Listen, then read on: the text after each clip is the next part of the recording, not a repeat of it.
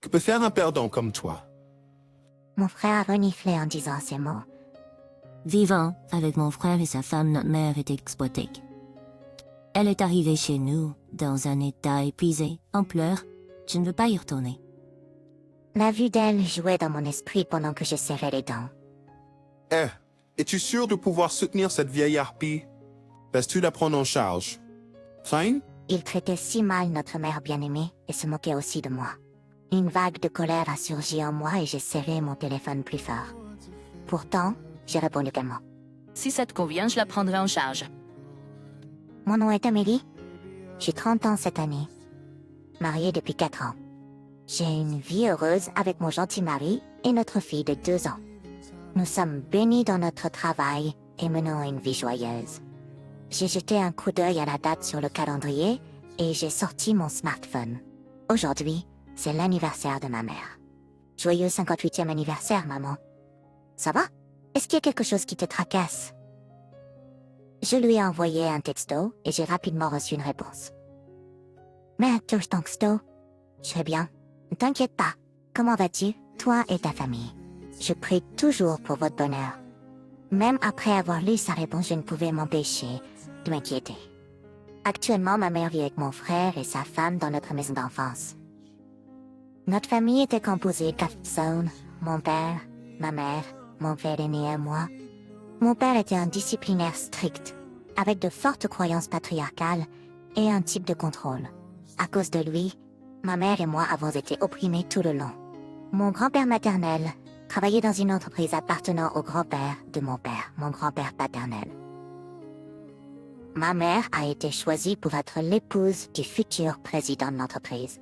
En raison de la disparité de pouvoir absolu entre les deux grands-pères, elle n'a pas pu refuser et a été envoyée se marier avec lui, presque comme une otage. L'entreprise a également fait faillite en raison de l'éclatement de la bulle économique avant que mon père ne puisse prendre le relais. Cependant, il semble qu'ils avaient encore de l'argent et je n'ai jamais vu mon père travailler. Il commençait à boire en journée et ses paroles abusives étaient dirigées vers ma mère et moi. Vivant dans la peur de son tempérament colérique, ma mère n'avait pas le choix que d'obéir. Malgré tout, mon père s'accrochait à sa croyance dépassée que les femmes étaient inférieures et que les hommes étaient indéniablement supérieurs. Il chérissait mon frère avec cette perspective, le traitant comme s'il était quelque chose de spécial. Mon frère obtenait tout ce qu'il voulait en grandissant, tandis que je ne pouvais même pas exprimer mes désirs. Une femme ne devrait pas être avide. Notre père gronderait. C'est à cause de cette éducation que mon frère a développé un sentiment de droit. Croyant toujours qu'il était spécial tout en me traitant comme inférieur, me ridiculisant constamment. Je me souviens à quel point il était douloureux de grandir dans un tel environnement. Chaque jour, je rêvais de quitter la maison dès que possible. Malgré mes excellentes notes, mon frère, qui avait de mauvais résultats à l'école, a été autorisé à aller dans une école secondaire et une université privée coûteuse. Tandis que je n'étais même pas autorisée par notre père à aller au lycée. Les femmes n'ont pas besoin d'éducation. C'est du gaspillage. Tu devrais soit te marier bientôt, soit commencer à travailler dans un emploi au salaire minimum, disait-il avec dédain. Je me souviens du moment où mon frère m'a dit « Tu es une fille stupide qui est un échec. C'est du gaspillage pour toi d'aller au lycée. » Et j'ai pleuré de frustration face à cette injustice totale. En fin de compte, ma mère a secrètement arrangé pour que j'aille dans un lycée en internat. Malgré l'environnement familial difficile, ma mère était toujours de mon côté. Amélie, ça va aller. Tu peux t'échapper d'ici.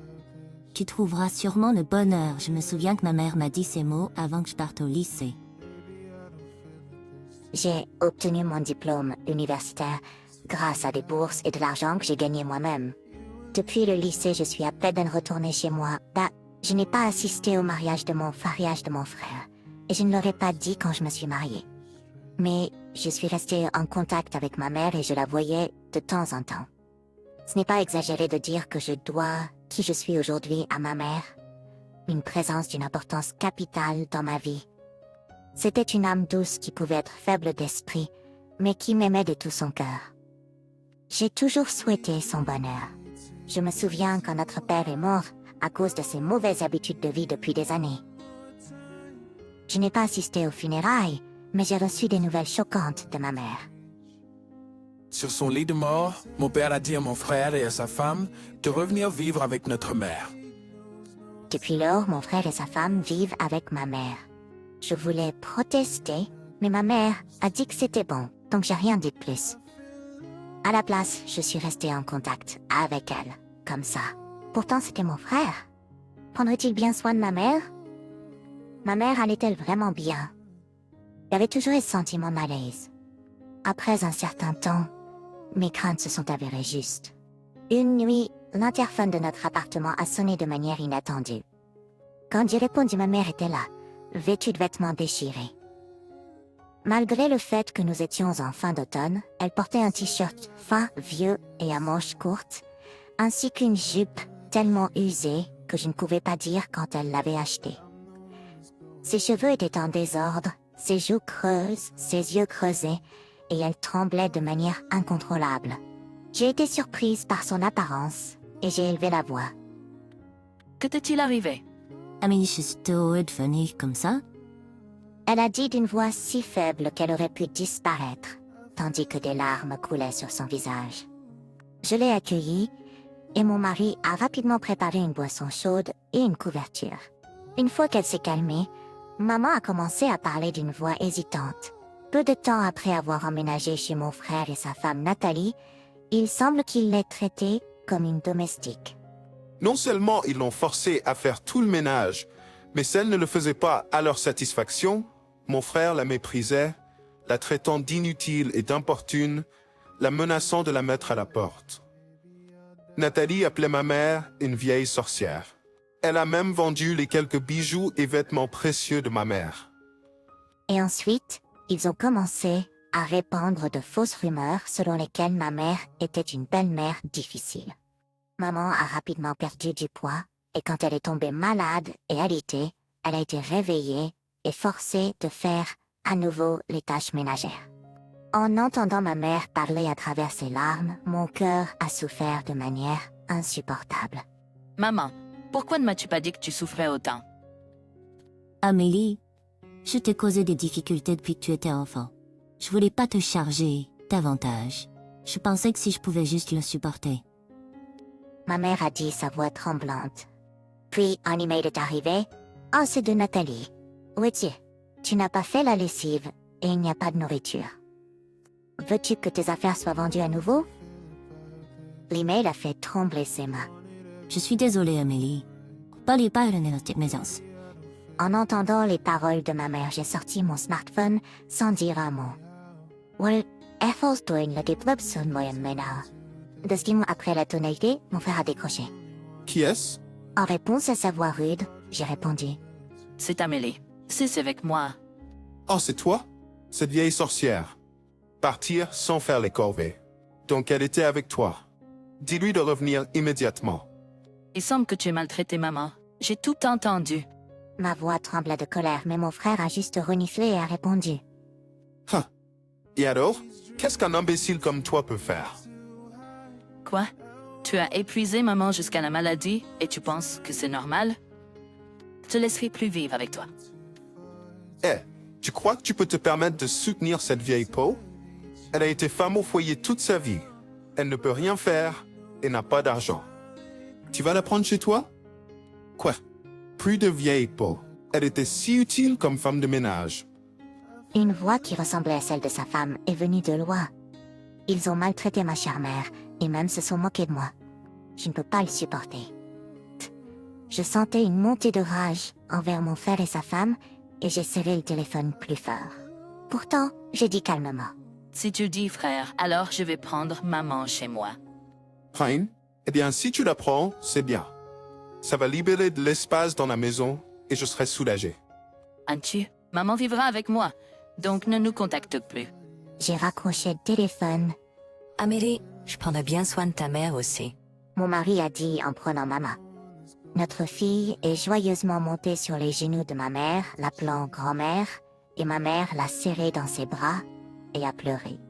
6 mois plus tard, notre sonnette a été sonnée à plusieurs reprises. Quand je regardais, mon frère en colère était là. À côté de lui se trouvait une femme grincheuse avec une tenue flamboyante, probablement sa femme, Nathalie. Tenue flamboyante, probablement sa femme, Nathalie. Que voulez-vous? Comment avez-vous trouvé où nous vivons? Nous avons cherché. Ouvre simplement. Il y a quelque chose que nous voulons te demander. Maurice m'a mis à mes côtés. J'ai demandé à mon mari de prendre notre fille dans une autre pièce, pendant que ma mère et moi nous en occupions. La première chose que mon frère a dit en entrant était « De quoi s'agit-il de notre maison qui est vendue ?» Oh, tu as reçu le message? Oui, mon entreprise a acheté ta maison. J'ai répondu calmement. Ton entreprise? De quoi parles-tu? Exactement ce que j'ai dit. Je suis la directrice d'une entreprise immobilière, bien connue ici. Donc c'est ma compagnie. Au fait, ton entreprise ne sous-traite-t-elle pas pour nous?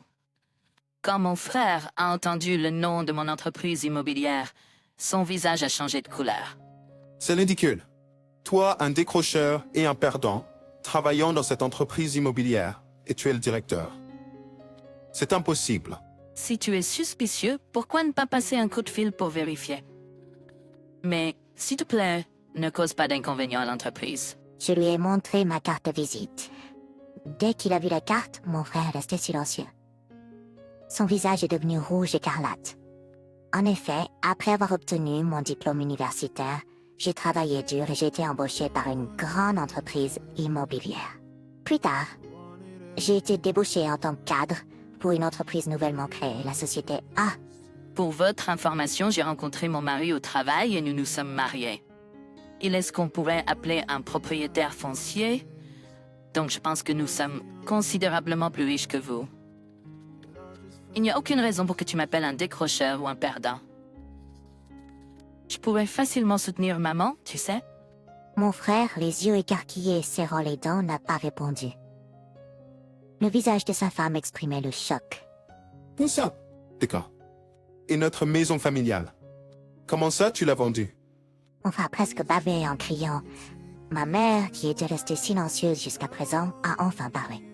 Ne se l'est peut-être pas, mais après le décès de ton père, la maison ou autre a été transférée à mon nom. Donc, j'ai vendu la maison et le terrain à la compagnie d'Emily en utilisant mes droits. Je veux donc partir dès que possible. Quoi? Quoi? De quoi parlez-vous, vieille femme? Attends, qu'est-ce qui se passe? Tu as dit qu'en tant que fils aîné, la maison t'appartenait, n'est-ce pas? Mon frère et sa femme étaient en panique, leur teint changeant rapidement. Qu'est-ce qui ne va pas si je vends quelque chose qui a mon nom? Désolée de te l'apprendre, mais je me suis libérée de ton influence. Je ne vivrai plus comme tu le dictes, a déclaré ma mère avec détermination. En réponse, mon frère lui a crié dessus. De quoi tu parles, vieille sorcière sans valeur? Sa femme s'est jointe à lui. C'est ça. Tu as toujours été soutenu par Loza. Quoi vous parlez? Mon travail dur? Elle est la gérante d'un immeuble que mon mari et moi possédons. Elle est très gentille, garde toujours l'endroit propre et est aimée des résidents. Et elle est payée pour ça en plus. J'ai répondu fermement. En entendant cela, mon frère, qui était debout jusqu'alors, est tombé dans le silence et s'est affalé sur une chaise. À côté de lui, Nathalie lui a murmuré quelque chose à l'oreille. Connaissant mon frère orgueilleux, il a dû être écrasé par la défaite inattendue de sa sœur et le rejet de sa mère. S'il n'y a rien d'autre, vous pouvez partir maintenant. Je ne veux pas être impliqué avec vous. À mes mots, mon frère a levé la tête. Son visage, auparavant rempli de rage, montrait maintenant une expression servile et souriante. D'accord, d'accord. Mais écoute, tu es riche maintenant, non? Alors donne-moi de l'argent. J'ai récemment perdu mon emploi, tu vois. C'est des problèmes d'argent. Quoi? J'ai été choquée par son audace. Et maman pourrait aussi me donner de l'argent. Tu as reçu de l'argent de la vente de la maison, non? Considère ça comme aider ton adorable fils et donne-moi du cash. Alors je partirai. Juste au moment où j'allais répondre, ma mère a élevé la voix. Ça suffit. Et un peu de honte. J'ai été surprise de voir ma mère raffinée et douce élever la voix pour la première fois. Mon frère et sa femme semblaient également stupéfaits. Je m'excuse de t'avoir élevé pour te comporter comme une créature sans vergogne envers ta sœur. Mais il y a des choses que tu devrais et ne devrais pas faire. Ne nous dérange plus et rentre chez toi. En entendant cela, mon frère a commencé à trembler à nouveau. Tais-toi et écoute, vieille sorcière. Tu vas m'entendre. Sois prête. Je vais te soutirer chaque centime de ton héritage. Oui, donne-nous l'argent maintenant. Face à ces deux-là, ma mère a répondu froidement. C'est si jamais il en reste. Désormais, je prévois de dépenser tout l'argent de la vente de la maison pour moi, Amélie et sa famille. Je n'ai pas l'intention de laisser un seul sou pour vous deux. Qu'est-ce que c'est que ça, vieille mégère? Je coupe les ponts avec vous deux. Désormais, veuillez rester loin de moi et d'Amélie. Quittez cette maison immédiatement. En voyant ma mère ainsi, j'étais si fière d'elle, j'avais envie d'applaudir et j'étais vraiment heureuse. Ma mère, qui avait été opprimée et obéissante à tout, était enfin libérée de la malédiction de cette maison. Comprenez-vous maintenant? Rentrez chez vous. J'ai dit en frottant le dos tremblant de ma mère. Maudit? Non, nous ne partirons pas. Nous ne partirons pas d'ici tant que nous n'aurons pas l'argent au moins. Oui, nous allons squatter cette maison. Mon frère et sa femme nous regardaient toujours avec colère.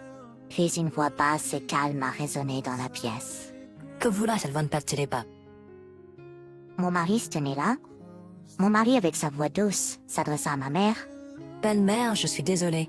Pourriez-vous garder notre fille? Vous avez été formidable. Ne vous inquiétez pas pour le reste. Tout ira bien. En entendant les paroles de mon mari, ma mère a dit « Merci » et s'est levée de sa chaise. En regardant mon mari, mon frère et sa femme sont devenus pâles et leurs yeux se sont écarquillés de surprise. Quoi? Qui es-tu? Enchanté. Je suis le mari d'Amélie. Au fait, que disais-tu à ma femme et à ma belle-mère plus tôt? Mon mari a répondu avec un visage sérieux. Mon frère et sa femme sont soudainement devenus dociles. C'est à prévoir. Mon mari mesure 1,90 m, a une carrure solide et un visage fort et imposant.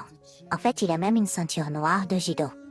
Malgré sa nature pacifique, sa gentillesse envers moi, son intelligence et son amour attentionné pour notre vie, il n'est pas surprenant que les gens qui le rencontrent pour la première fois puissent le trouver intimidant. Surtout pour quelqu'un comme mon frère, qui ne peut que se vanter et mépriser les femmes. Mon mari est le type le plus difficile à gérer. Je viens de me rappeler que j'ai quelque chose à faire. Je devrais y aller. Partons. Mon frère et sa femme ont rapidement changé d'attitude et sont partis. Leur retraite était si comique que j'ai dû me retenir de rire. Dans la maison silencieuse, mon mari a touché mon épaule et m'a dit « Tu as bien fait.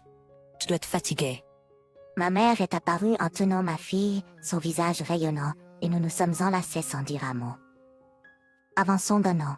Mon mari, ma mère et moi continuons à entretenir une relation harmonieuse.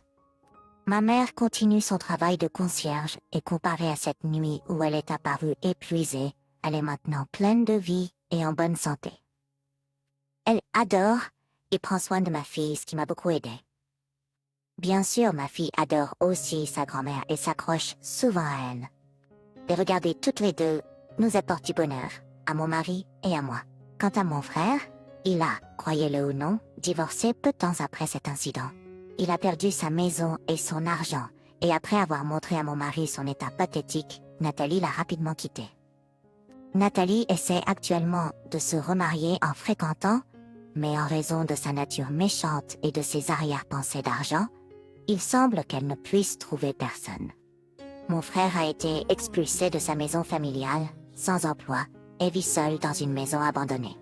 Mon frère a été expulsé de sa maison familiale et vit maintenant seul dans un appartement délabré, tout en luttant avec des emplois à temps partiel.